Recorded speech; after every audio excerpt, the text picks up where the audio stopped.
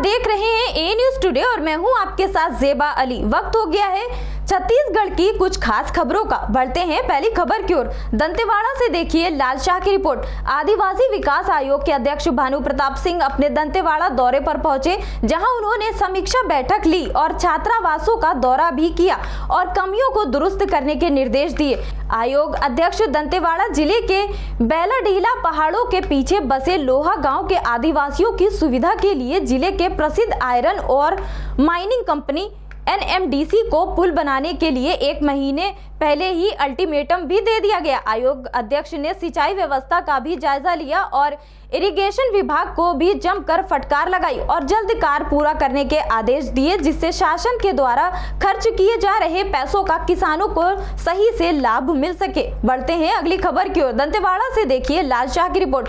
जिला मुख्यालय से 50 किलोमीटर दूर नक्सल इलाके में लगा दिव्यांग शिविर। दंतेवाड़ा जिले में कलेक्टर विनीत नंदनवार लगातार दिव्यांगों को शासन की नीतियों का लाभ देने के लिए दिव्यांग प्रमाण पत्र बनाने पर जोर दे रहे। इसलिए आज दंतेवाड़ा जिला मुख्यालय से लगभग 50 किलोमीटर अंदर कटे कल्याण ब्लॉक के ग्राम पचेली में अपर कलेक्टर, SDM, मुख्य चिकित्सा अधिकारी, पंचायत CEO समेत डॉक्टरों की टीम ने पहुंचकर क्षेत्र में रहने वाले दिव्यांगों के लिए सेवा देते हुए नक्सलगढ़ में बैठाकर दिव्यांग प्रमाण पत्र बनाने का कार्य किया। साथ ही जरूरतमंद दिव्यांगों को व्हीलचेयर, बैसाखी, ट्राईसाइकिल, सुनने की मशीन आदि उपकरण भी दिए, जिससे उनका जीवन सुगम और सरल हो सके और उन्हें शासन की योजनाओं का लाभ मिल सके। शासन प्रशासन की ओर से शिविर लगाया गया, जिसमें कटे कल्याण ब्लॉक में टोटल 26 ग्राम पंचायत है। 26 ग्राम पंचायत से उन चिन्हांकित बच्चों, हितग्राही, विकलांग, दिव्यांग जिनका अपना क्या बोलते हैं प्रमाण पत्र नहीं बने, उनमें से 99 लोग को लेके आना है, जिसमें से अभी तक हमारे पास 50 लोग का पंजीयन हो चुका है। इसमें सभी विभाग, मेडिकल से रिलेटेड है, अर्थवादी है, मनोवैज्ञानिक है और आई है और कान का सभी प्रकार के डॉक्टर आए हुए हैं और यहाँ पे उनका डॉक्टर के द्वारा इलाज किया जा रहा है, चेक किया जा रहा है और उसके साथ साथ में उनको जो हितग्राही हैं उनको सामान वितरण भी किया जाएगा, जिसमें ट्राई सिंगर है उसका और जो इक्विपमेंट आता है वो चीज़ उनको वितरण किया जाएगा। बढ़ते हैं अगली खबर की ओर। कुसुमी बलरामपुर से देखिए यूसुफ खान की रिपोर्ट। SDOP ने विधानसभा चुनाव को लेकर अनुभाग स्तरीय का बैठक आयोजन किया। जिले के पुलिस अधीक्षक महोदय बलरामपुर श्री लाल उमेश सिंह एवं अतिरिक्त पुलिस अधीक्षक महोदय चंद्रेश सिंह ठाकुर के द्वारा आने वाले विधानसभा चुनाव के मद्देनजर सभी पोलिंग बूथों का सुरक्षा ऑडिट कराने निर्देश दिया गया, जिसके पालन में SDOP कुसुमी रितेश चौधरी के द्वारा सामरी विधानसभा क्षेत्र के कुसुमी अनुभाग के सभी पोलिंग बूथों का भौतिक निरीक्षण करने संबंधी मीटिंग का आयोजन CEO कार्यालय कुसुमी में किया गया, जिसमें SDOP रितेश चौधरी, SDM चेतन साहू, प्रभारी CEO अभिषेक पांडे, पंचायत सचिव शामिल हुए। चुनाव के मद्देनजर गांव के मतदान केंद्रों का भौतिक निरीक्षण कर मतदान केंद्रों में रैंप, पानी, बिजली, फर्नीचर, शौचालय इत्यादि का जायजा लेकर रिपोर्ट देने को कहा गया। साथ ही मतदान केंद्रों तक पहुंचने वाले मार्ग की व्यवस्था की जानकारी भी ली गई। SDM कुसुमी चेतन साहू ने निर्वाचन नामावली में गंभीरता से कार्य करते हुए तत्परता से नए मतदाताओं को जोड़ने एवं फौत हो चुके मतदाताओं का नाम काटने के भी निर्देश दिए। बढ़ते हैं अगली खबर की ओर। कुकदा छत्तीसगढ़ से देखिए चंद्रशेखर बरेट की रिपोर्ट। रिटायरमेंट होकर सेना के जवान लौटे गांव लोगों ने किया भव्य स्वागत। ग्राम पंचायत कुकदा के रामलाल यादव के पुत्र दिनेश यादव 17 साल की आर्मी की नौकरी से रिटायरमेंट के बाद गांव पहुंचे, जहां पर गांव वालों ने उनका भव्य स्वागत और सम्मान किया। पुष्प वर्षा कर देशभक्ति के गानों की धुन में गांव में भ्रमण कर जवानों को सैल्यूट किया गया। फौजी दिनेश यादव से मिलने व देखने के लिए लोग अपने घर से बाहर निकले, फूल और माला से उनका स्वागत किया।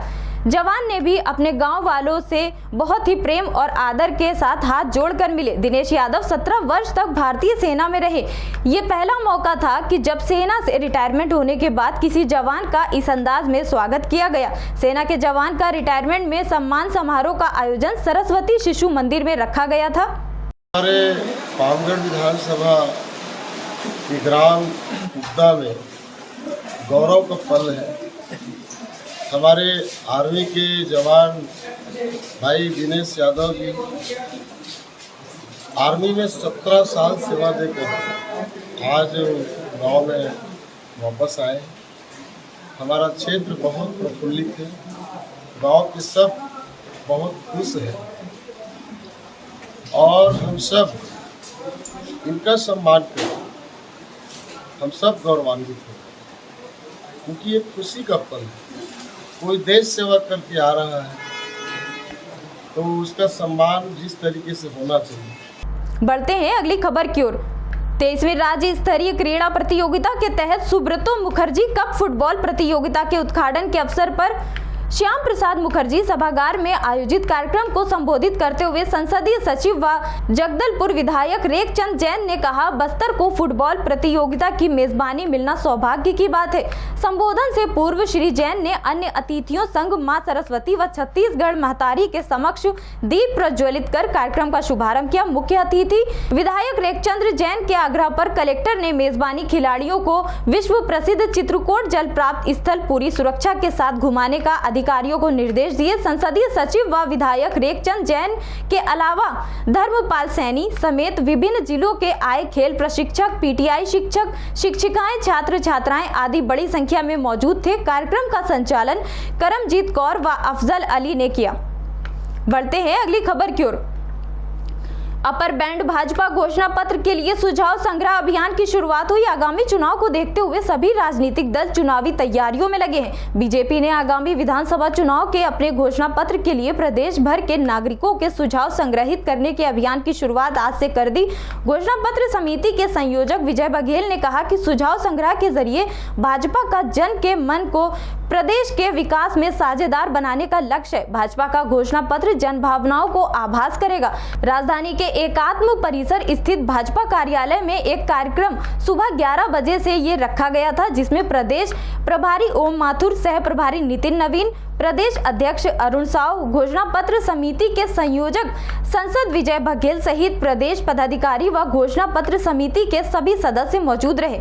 बढ़ते हैं अगली खबर की ओर। रायपुर में प्रदेश कांग्रेस प्रवक्ता सुशील आनंद शुक्ला ने बीजेपी पर तंज कसते हुए कहा कि 15 साल जनता को धोखा देने वाली भाजपा किस नैतिकता से घोषणा पत्र बनाएगी।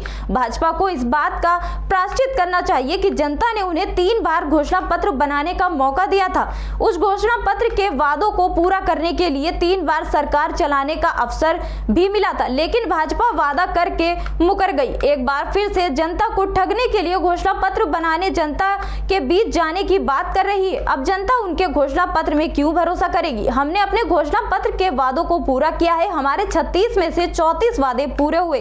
सरकार बनने के पहले घंटे से लेकर आज तक मुख्यमंत्री अपने वादों को पूरा कर रहे हैं। उन्होंने आगे कहा कि बीते 9 सालों में मोदी सरकार ने जो वादा खिलाफी की है उससे देश का हर घर हर वर्ग पीड़ित है। भाजपा का सुझाव पेटी नरेंद्र मोदी के इस्तीफे की सुझाव से भरी रहेगी। भारतीय जनता पार्टी को जनता से घोषणा पत्र के सुझाव लेने के बजाय जनता के पास घर घर जाके माफ़ीनामा पत्र बनाना चाहिए। जनता ने उनको घोषणा पत्र बनाने का 3 बार अवसर दिया, 3 बार उनकी घोषणाओं पर भरोसा जताया। 2003, 2008 और 2013 तीनों बार ही जनता को उन्होंने ठगा। 2003 के घोषणा पत्र में आदिवासियों को जर्सी गाय देने का वादा किया, हर आदिवासी परिवार से एक नौकरी देने का वादा किया। 2003 में ही 500 रुपये बेरोजगारी भत्ता देने का वादा किया।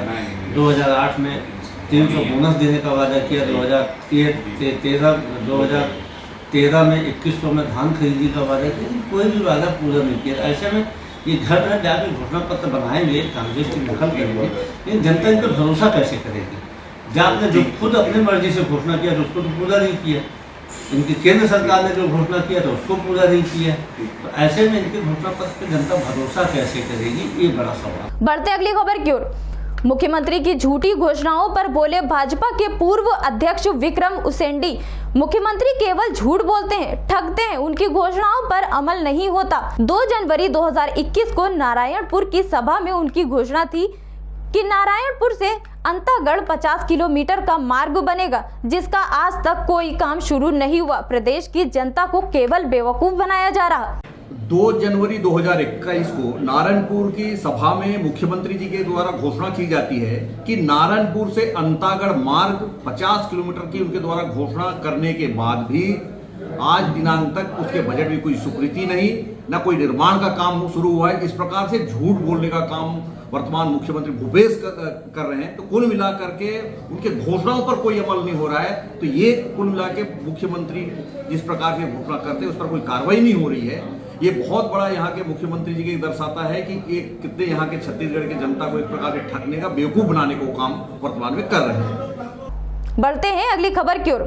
रायपुर में भारतीय जनता पार्टी के घोषणा पत्र सुझाव अभियान की शुरुआत हुई। इस अवसर पर जन जन से उनके सुझाव प्राप्त करने के लिए सुझाव पेटिका वितरित की गई। प्रदेशवासी सीधे अपने सुझाव घोषणा पत्र समिति तक पहुंचा सकें, इसलिए एक व्हाट्सएप नंबर भी लागू किया गया जो कि 9548656500 है। साथ ही एक ईमेल आईडी ncgbjpmankibaat2023@gmail.com भी जारी की गई। भाजपा कार्यकर्ता सुझाव पेटिका के साथ प्रत्येक विधानसभा स्तर के गांव-गांव, घर-घर जाकर सभी सामाजिक, धार्मिक, व्यापारिक, खेल संगठनों के साथ आमजनों से मिलकर सुझाव एकत्रित करेंगे। इस अवसर पर कार्यक्रम को संबोधित करते हुए प्रदेश प्रभारी श्री माथुर ने कहा कि चुनाव घोषणा पत्र के लिए सीधी जन भागीदारी करके सरकार को जन भावनाओं को अनुरूप संचालित करना भारतीय जनता पार्टी का अपना अभिनव राजनीतिक चिंतन है। इससे पूर्व अपने भाषण में विजय बघेल ने कहा था कि किसानों के नाम पर सियासी जुमलेबाजी करने वाली प्रदेश सरकार किसानों को जितना नहीं दे रही, प्रधानमंत्री नरेंद्र मोदी के नेतृत्व वाली सरकार प्रदेश के किसानों को उससे 4 गुना ज्यादा दे रही है। इस समय पर इस बात की चर्चा करना ज्यादा जरूरी है। ये हमारा छत्तीसगढ़ 3 करोड़ जनता का छत्तीसगढ़ है और उनके मन के अनुरूप छत्तीसगढ़ आगे बढ़े, इसलिए सभी का सुझाव लेकर हम अपना संकल्प पत्र बनाएंगे और सुझावों के साथ हमारी सरकार जो है वो काम करेगी। बढ़ते हैं अगली खबर की ओर। दंतेवाड़ा से देखिए लालशाह की रिपोर्ट। दंतेवाड़ा पुलिस ने CER के माध्यम से गुम 8 मोबाइल फोन किए बरामद। दंतेवाड़ा पुलिस के साइबर सेल ने 8 गुम मोबाइलों का पता किया, जिसकी कीमत लगभग 2.5 लाख रुपए है। पुलिस अधीक्षक महोदय श्री गौरव राय के निर्देशन एवं अतिरिक्त पुलिस अधीक्षक दंतेवाड़ा श्री RK बर्मन के मार्गदर्शन तथा उप पुलिस अधीक्षक साइबर श्री कृष्ण कुमार के दिशा निर्देश में गुम हुए मोबाइल फोन को बरामद कर लिया गया, जिन्हें अब उनके स्वामियों को सुपुर्द किया गया। उप पुलिस अधीक्षक कृष्ण कुमार चंद्रकार ने बताया कि मोबाइल फोन गुम या चोरी होने की बढ़ती घटनाओं को देखते हुए भारत सरकार के दूरसंचार विभाग यानी कि DOT ने आम जनता की सुविधा के लिए घर बैठे गुम या चोरी हुए मोबाइल फोन को हर नेटवर्क पर ब्लॉक करने के लिए सेंट्रल इक्विपमेंट आइडेंटिटी रजिस्टर यानी कि CIR वेबसाइट जारी की है, जिसका उपयोग आम जनता द्वारा आसानी से किया जा सकता है। अगर आपका भी फोन चोरी हो जाता है तो CIR की वेबसाइट पर जाएं। वेबसाइट पर होम पेज पर आपको जाना होगा। उस होम पेज पर ही आपको ब्लॉक, स्टोलन, लॉस्ट मोबाइल का एक ऑप्शन दिखेगा, जिससे आप बाकी की जानकारी वहां पर प्राप्त कर पाएंगे। छत्तीसगढ़ की खास खबरों में फिलहाल इतना ही। देश और दुनिया की सभी ताजा तरीन खबरों के लिए आप देखते रहें A News Today।